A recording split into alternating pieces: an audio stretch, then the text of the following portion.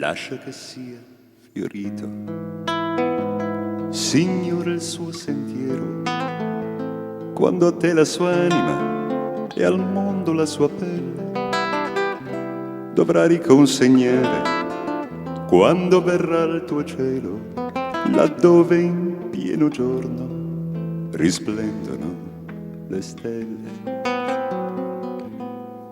Quando attraverserà l'ultimo vecchio ponte, ai suicidi dirà, baciandoli alla fronte: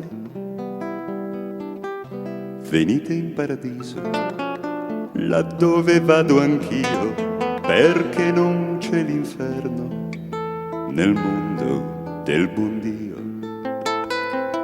Fate che giunga a voi con le sue ossa stanche, seguito da migliaia di quelle facce bianche. Fate che a voi ritorni fra i morti per oltraggio, che al cielo e dalla terra mostrarono il coraggio.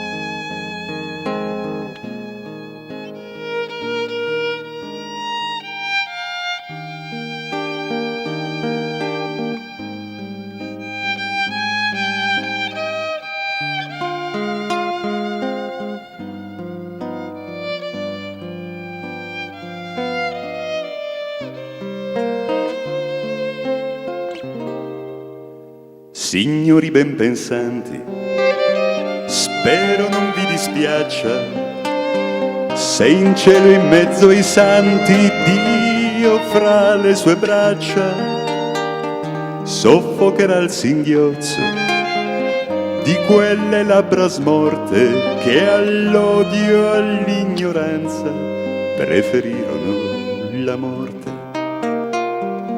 Dio di misericordia, il tuo bel paradiso lo hai fatto soprattutto per chi non ha sorriso, per quelli che han vissuto con la coscienza pura. L'inferno esiste solo per chi ne ha paura.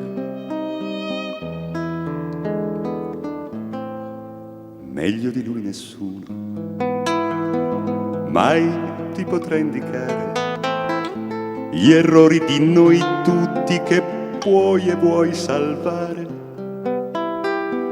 Ascolta la sua voce che ormai canta nel vento: Dio di misericordia, vedrai, sarai contento. Dio di misericordia, vedrai, sarai contento.